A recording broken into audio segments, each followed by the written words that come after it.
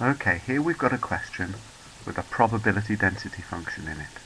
And the first thing you always have to decide is whether this is the general type or whether it's the rectangular distribution. And this question is nice and kind, and it leaves us in no doubt it's rectangular. General advice on these is always to draw a picture and to bear in mind page 11 of your formula book is one of the standard distributions in the table.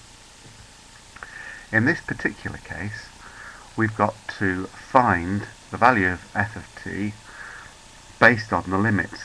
And if you are using page 11, you've got to be just a little bit careful, because the example in the formula book doesn't go from minus a to b, it goes from a to b, so you need to adjust the formula. The other method of doing it is just to use the area under your sketch has to equal 1, and that enables you to work out the height of the rectangle in terms of a and b. Now in part 2 we need to find the expectation of t. The formula on page 11 would let you get this answer, but you'd get no marks because we have to do a proof using integration.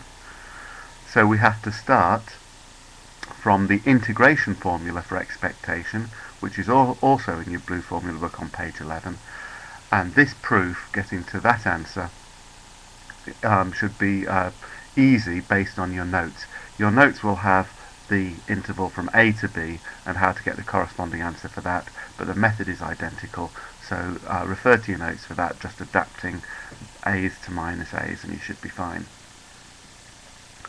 In part b, you should notice that this is really based on part a, so your sketch and everything you've done can just be updated, except now we have a is 4 and b is 6. Be careful, a isn't minus 4, minus a is minus 4, so if you're going to use your previous answers, make sure you've got a is 4.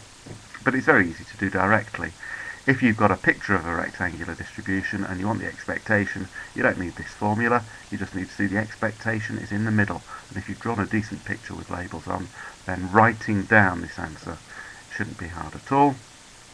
The last part, we've got to get a probability, and it's a split probability. There's going to be minus 3 at one end of your distribution, and there's going to be plus 3 towards the other end. It's not symmetrical. So the probability you want is the total area of that plus that, but with a decent picture and using the value of the height of the rectangle. You shouldn't have difficulty in finding that total area. Hope that helps.